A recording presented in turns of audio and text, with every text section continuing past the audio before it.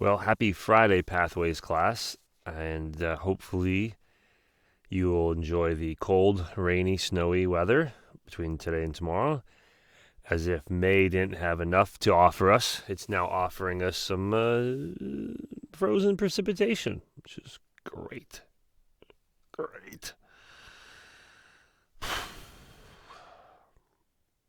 Anyhow, waves. Hopefully you learned a little bit yesterday by taking a look at those videos and playing with the models.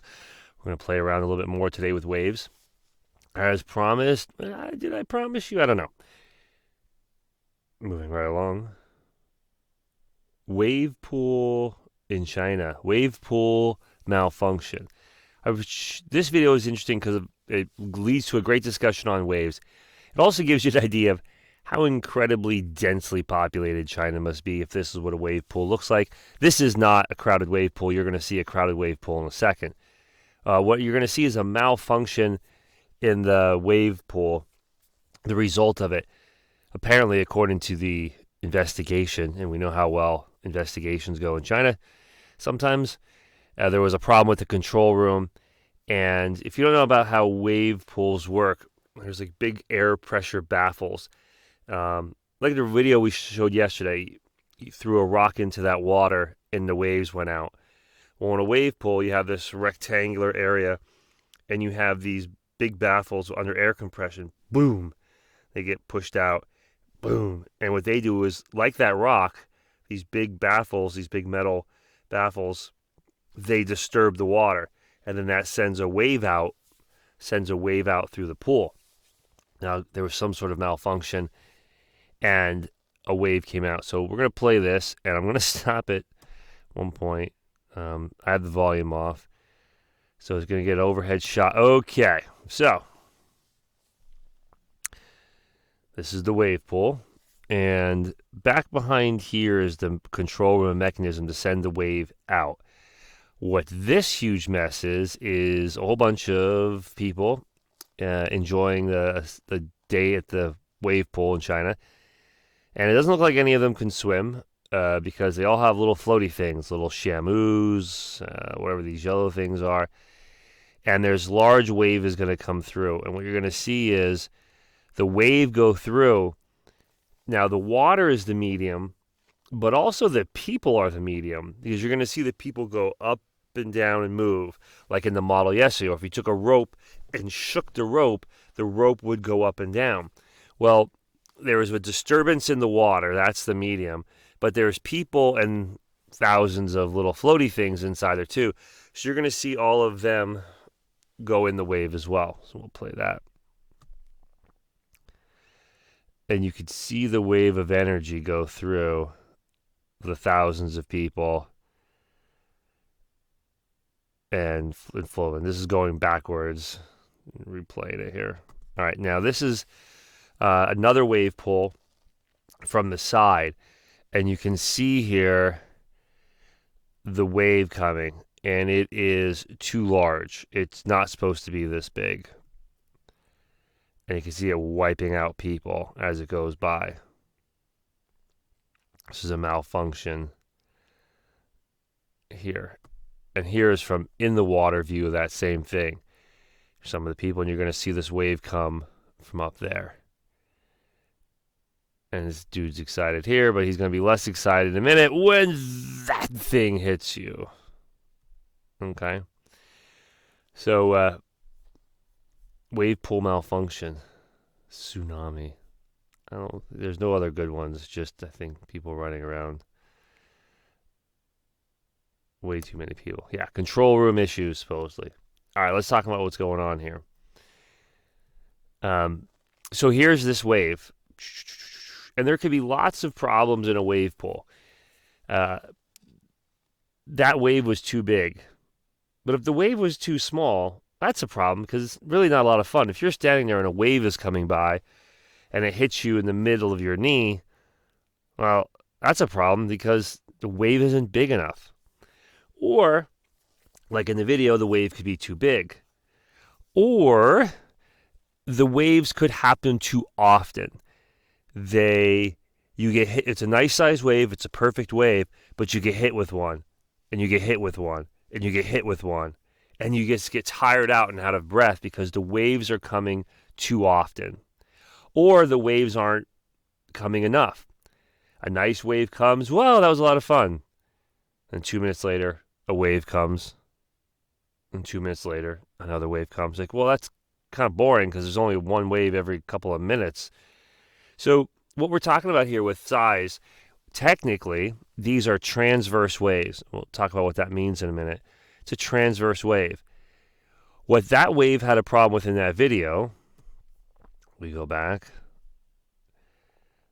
This is an amplitude problem. Something went wrong in the control room and it made too big of a wave. That's amplitude. You measure amplitude from this resting point.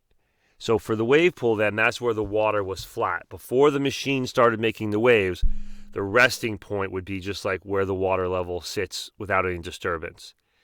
And then the wave pool started, and then there was a large wave with too much amplitude. That's where you measure it, from the resting point to the top of the wave. The top of the wave is called a crest. So you measure the amplitude from the resting point to the crest. The opposite of the crest is the trough. That's the opposite. That's the bottom. You could also measure the amplitude that way, from the resting point to the bottom of the trough. It's just as fine. Okay, so amplitude was a problem there. If your amplitude isn't high enough, that's the case where we have a wave coming by and it hits the top of your knees. And let me see. Here we go. So we have a loose, no end here because the pool just sort of goes out. If the wave pool has an amplitude like this, pretty boring. If the wave pool has an amplitude like this, maybe too much, right? Maybe too much. You have little kids in there, you don't want them with a wave that much, okay? We'll even make it big wave coming down. We don't want that. All right, so amplitude. The other thing, let's see, we'll go back to our diagram. If you want to measure, when we talked about how often, is the wavelength, the distance between crest to crest or trough to trough. It doesn't matter which one you measure, but wavelength also matters. That tells you how often waves are hitting you. So if I'm here, right, and there's a long wavelength from one crest to the next one, I know I have some time to catch my breath and take a break before the next wave. But if the wavelength was shorter, if there was a wave and a wave and a wave and a wave, I'd be hit and hit and hit, okay? And that affects something that you've heard about before called frequency. How often you're getting hit with a wave, whether it be a sound wave or a wave in a wave pool. The frequency is determined by the wavelength. If this wavelength was 2 feet, well, that means from crest to crest, there's a crest of a wave every 2 feet. It means I'm going to get hit with a wave, and then 2 feet behind it, there's another wave, and 2 feet behind that, there's another wave. Well, if the wavelength was 20 feet, I'd get hit with a wave, and then 20 feet away, there's another wave. I know I'm going to have some time before that wave gets to me. So wavelength is important as well because that helps determine the frequency, or how often you're going to... frequency is technically how often a wave passes a certain point. You could be that point. You could be standing there, and then a wave hits you, and a wave hits you, and a wave hits you, and you're like, these are hitting me too often. The frequency could be too slow. The wavelength, the time between one wave crest and another, could be too long. You're standing there, you get hit with a nice wave, and you stand there for 2 minutes, and oh, here comes another one. The distance between those wavelengths was too much, and the frequency got too much time happened between each one. I tried to draw something today, which I chuckled. So here's two people with a rope, They look happy. This one particularly looks happy. And what they're doing is this guy, sure, he's shaking this purple jump rope. Shaking it. And here's the resting point. This is the ground. This is where the jump rope was. But now he is disturbing it. He's shaking it, putting a wave into it. And this right here, this is the amplitude. The amplitude. Now here there's not much amplitude. Maybe he didn't shake it as much there. The amplitude is going to be in relationship to a few things. How tightly is this being held? What is the material made of? What is the medium? If this was a metal cable, the amplitude wouldn't be this high because I don't think he'd be able to shake it that much. If it's a jump rope, well, then the amplitude might be higher for the amount of energy he's putting in. The amplitude would also be determined by how hard he's disturbing it. How much is he shaking his hand? Kind of like in this model here, if I bring this down and that doesn't go up very much, well, then I can't expect to have a high. Have a high amplitude if I'm not really disturbing it much. If I really put more energy here into making this go up, I would expect a higher amplitude. All right? Where'd my fantastic drawing go?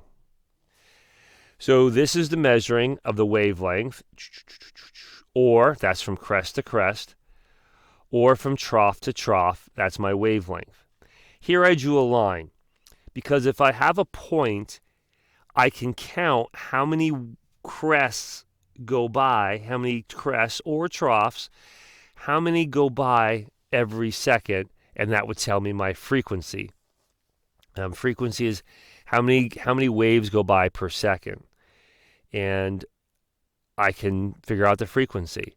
If I really took this rope, if I was this guy over here, and I shook it a lot, you would expect a high frequency. The more I shook it, the more I disturbed it. All those disturbances, there'd be a higher frequency. If I only shook it once every 30 seconds, well, then the frequency would be lower. One more thing to keep in mind with this is why it's called a transverse wave. Transverse wave. There's some opposites going on, okay? And here's one opposite. The energy. You think about which way is the energy going? Well, if this dude is here and he disturbs the rope, this person over here, their rope is going to be disturbed and their hands are going to move. This person could make this person's hands move from over here, which means energy from this dude went over to there. So energy here is going this way. The energy is going that way. Because this person's putting energy into the rope, and then it goes all the way over to here and makes his hands move. Remember, energy is the ability to do work. This person could say, I'm going to make his hands move. Release some energy into this rope, and his hands will move. So the energy went that way. The reason it's called transverse is because let's look at which way the medium is going. The energy is going this way, but what way is the jump rope going? And the jump rope is going this way. Let me spin that guy around, up and down. Well, you don't have to really spin it upside down. I can just put an arrow right here. The medium is going up and down. As he shakes this rope, the medium is going this way. It was on the rest, then it goes up, then it goes down, then it goes up. It goes up and down while the energy goes that way. They go at right angles to each other. So the energy is going this way, but the medium is going up and down. So that's why it's called a transverse wave, because they're going in opposite directions. Energy is going left to right, medium is going up and down that way. Okay? I was going to show you. And you can see that here in this model. let's give a loose end. All right. The medium is going to go up and down. This green dot is going to go up, and it's going to come down.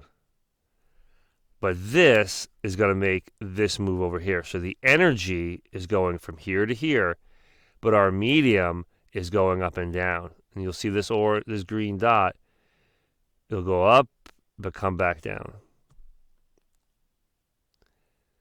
It's in the same position. It's right here. Right? The medium itself did not move towards the pole. The energy did. The medium went up and down. All right, that's transverse waves. That's most of it. There's very little left to do with that. We'll wrap that up on Monday. I hope you all have a great weekend and didn't put the snow shovels away. I don't know how much it's going to actually do, but just anyone saying the word snow in May is not good. Remember, Sunday is Mother's Day, and you can celebrate Mother's Day even in the quarantine. Hopefully we'll be out of this soon and we'll turn yellow and we'll be able to do a little bit more. All right, everybody, have a good weekend.